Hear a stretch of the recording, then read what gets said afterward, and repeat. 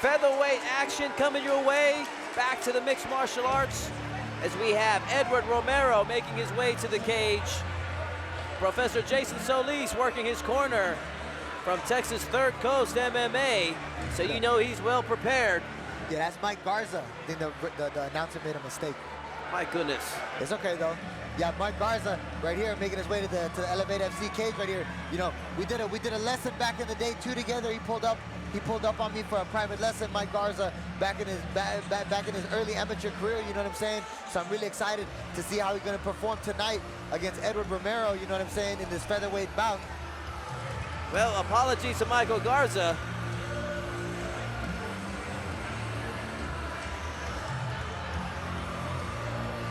As he gets the final touches.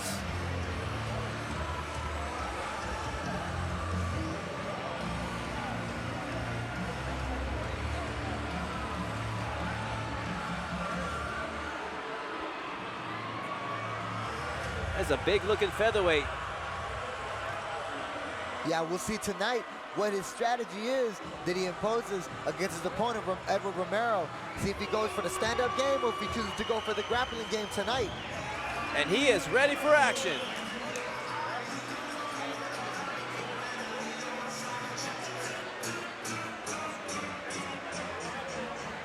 And now, ladies and gentlemen, his opponent makes his way to the cage, representing Species Gym, Texas City, Edward Romero.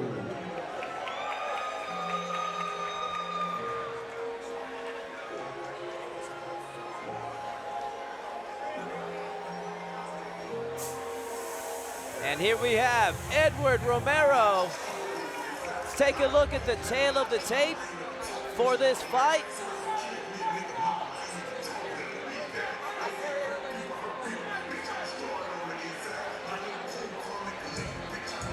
Featherweight action coming your way as Romero final touches as he prepares for Michael Garza. 25-year-old Romero taking on the 26-year-old Garza. Garza looking for his first victory after 3 outings here tonight. 5th outing overall for Romero. So both fighters have a lot to prove here.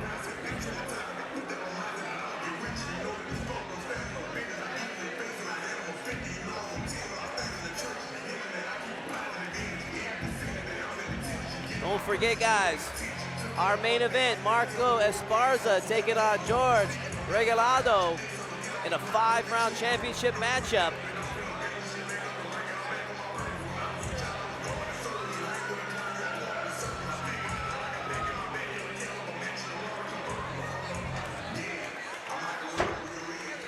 There we see him, Edward Romero, ready for action. Yeah, this fight looks like it's going to be a slugfest for sure, in my humble opinion. All right, ladies and gentlemen, our 10th fight of the evening is being brought to us by Lone Star Injury Attorneys. This fight scheduled for 3 rounds of 3 minutes each in the featherweight division. Introducing first on my left, fighting out of the blue corner. He stands 5 feet 8 inches tall, weighing in at 145 pounds.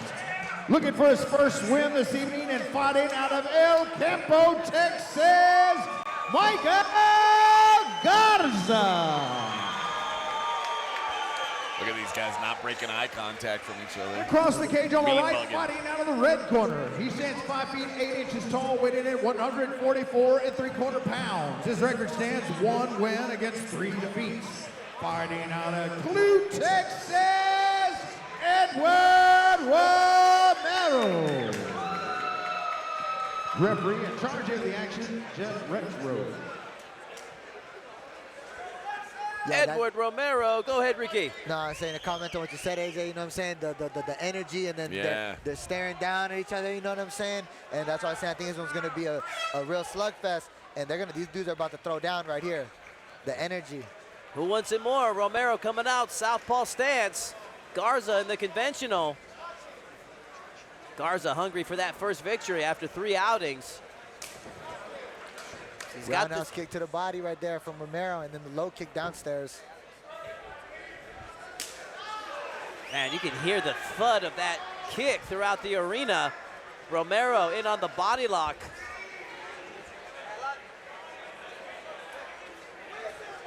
Big knee with the left knee right there from Romero.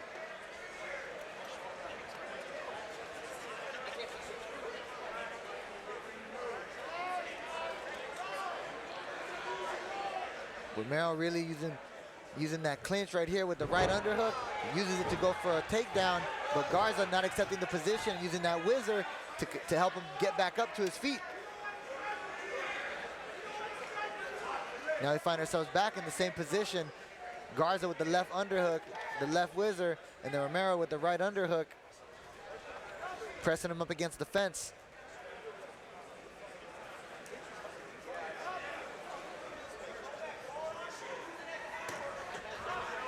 Now right here in this situation right here, Garza right here, he could use that left arm to pummel and reverse the position, and that's what he does right here. But then Romero uses his right arm to reverse and pummel right back again to switch the position again.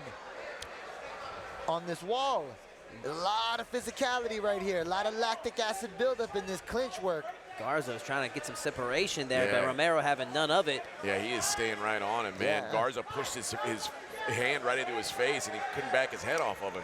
Yeah, in these positions right here, this is where you're using the technique, the wrestling technique, the clinching technique, you know what I'm saying? And then as well, all the muscles and the physicality being really worked right here in these squeezes, you know what I'm saying? A couple good knees to the body. Another knee to the body from Romero, and then some left uppercuts, left hooks. And he's just working the body here when he's staying in tight. Big sigh of relief there from Garza after getting out of that off the wall there. Right hand, left hook lands from Garza right there. Oh, right big hand again. Once again, as you're saying, Ricky. Ooh. Romero tries to close the gap and get a body lock again.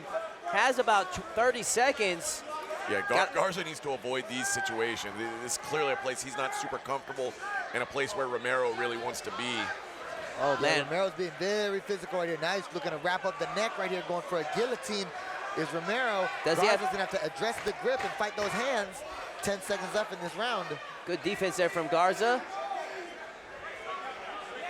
But I think even the downside of that was pretty minimal because it was so late in the round, and you know it feels like he's already kind of locked up the round, so it felt like maybe he could go for that guillotine. Didn't work out, but no harm, no foul that he was able to get up. You say who would you give that round to? Oh, I give it to Romero. For yeah, sure. yeah. With the wall pressure, the punches on the wall, going for and the body work, man. A lot of good body work against the cage. Yeah, he was working the knees and the punches with the left arm. You know what I'm saying? And then one more little guillotine at the end as well. One guillotine attempt, you know. I'd have to agree with you, AJ. Garza had his moments in the middle of the cage, but Romero definitely imposed himself and showed who's the more dominant of the two when it comes against to the clinch work there. We shall see what adjustments Garza's gonna make heading into round two.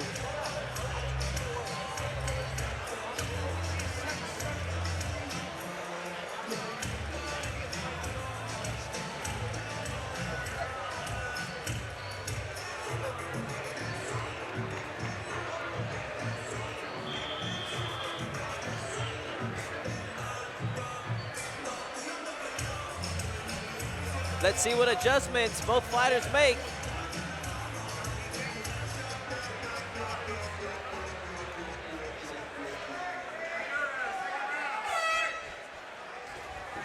Round two underway.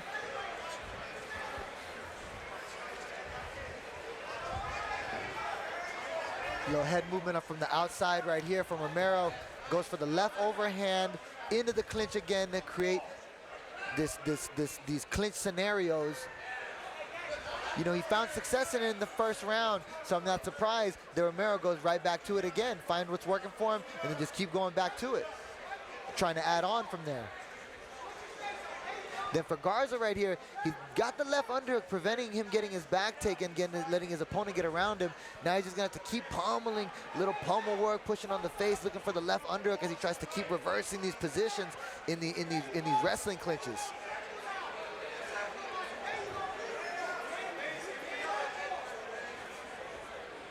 Now Romero though, more advantages now with a right arm and a left arm underhook. Uses it to lift his opponent up and slam him to the ground. Some up kicks from Mike Garza right here.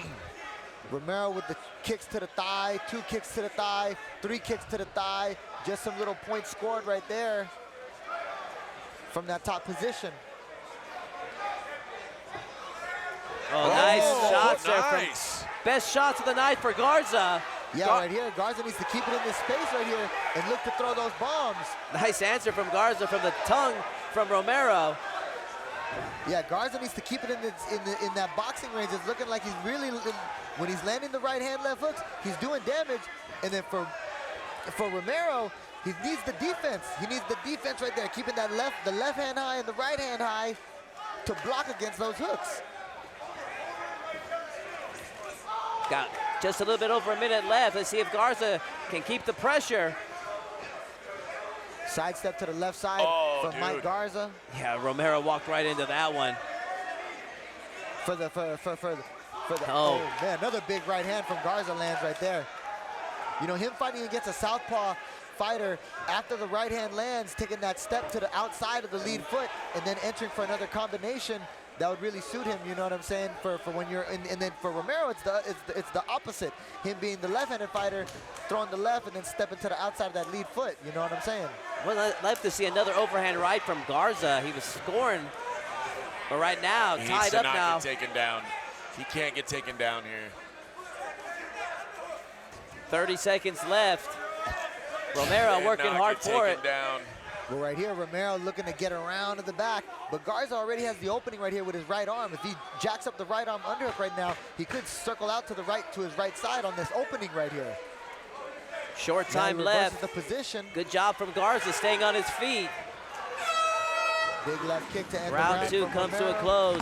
Was that enough for Garza to win the round? I think it was. I think Garza landed the more damaging shots. And like I said, at the end, I was saying, man, he cannot get taken down because visually, I just think that would have looked really bad given that I felt like he won the round. So the fact that he was able to stay up, I think he landed significantly more damaging shots in that round. So I've got a 1 apiece going into the third. I would have to agree with you too on that one, AJ. You know what I'm saying? The first round for Romero with the control and then the damage from the clinch situation. But then Garza, he was landing some bigger shots from the open space in the water with the boxing combinations in that second round. You know what I mean? I'm not one of the judges sitting cage side. You know what I'm saying? I'm here in the commentary, but I would have to agree with you that it's 1 for 1 going into the third round. It's clear that when they're in close, when there's a clinch or any kind of a grappling situation, Romero's got a clear edge. Garza, when they're at some sort of range, I mean, he's landing some heavy shots, and you can tell Romero doesn't like it. The reaction, like sticking your tongue out and shaking your head, you only do that if you realize you just got touched, you know what I mean? And so Garza's touching him pretty good. Saw a quick shot of our main event warming up backstage as we had Marco Esparza hitting pads there. Round 3 underway. Let's see how this story unfolds between Garza and Romero. Oh yeah, these guys are banging right now. They're going for it. Both exchanging power shots of their own. Oh, nice. Big roundhouse kick to the body from the open stance. Left roundhouse kick from Romero. Man, that body shot was deafening. Yeah, that's always money whenever it's the southpaw versus the orthodox type matchup. Oh, good and shot left from cross. Romero.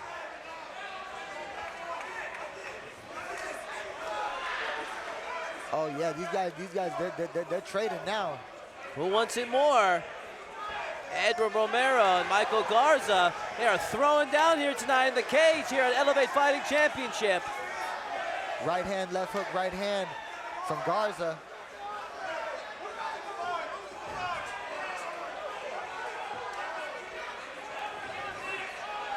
Left hand from Romero, and then a pullback right hand from Garza. Man, if I'm Romero, I'm trying to push this up against the cage and make this ugly. That's where he had success early on. He's not doing well in these scenarios right here in the middle of the cage. Big roundhouse kick right there from Michael Garza at the end of his boxing combination. This is what Garza needs. He needs to double up on his output right now. Yeah, especially as the time continues ticking down right now in this third and final round. Oh. Big roundhouse kick right there from Romero.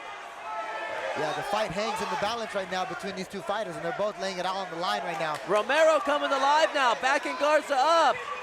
Oh yeah, these guys are scrapping for sure. Now we're in a clinch situation again. We are approaching the final minute. between Romero and Garza. And Romero there bullies Garza down to the mat. Garza's got to get up, man. Yeah, he said He's gonna steal this round with this. He said that's a uh-oh. He said that's a uh-oh for Garza, but that's a ooh-wee for no Romero, doubt, you know what man. I'm saying? So it's like, you know, that's how the fight goes. And a big takedown right here for Romero as he's looking to control that top position. You know what? But Garza working right back up to his feet. But another mat return right here for Romero. Yeah. These guys are fighting.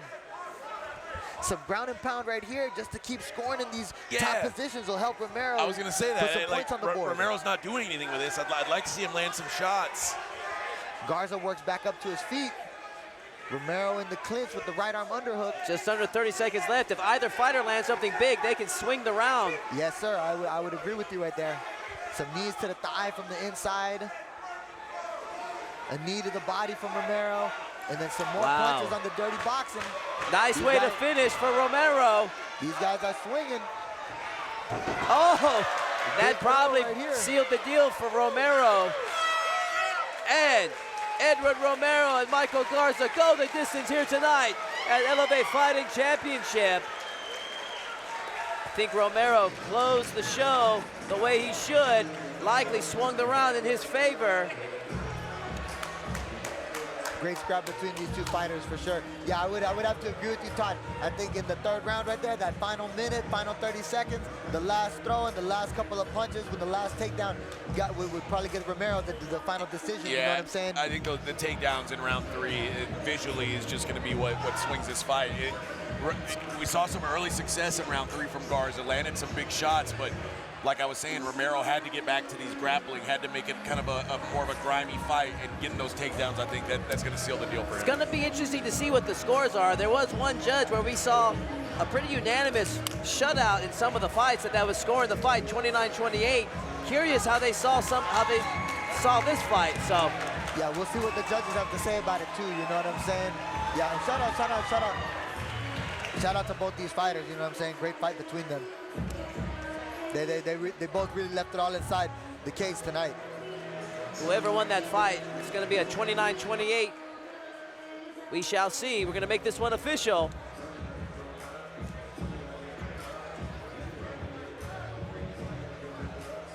Now look at the Ladies and gentlemen, big round of applause for these two fighters.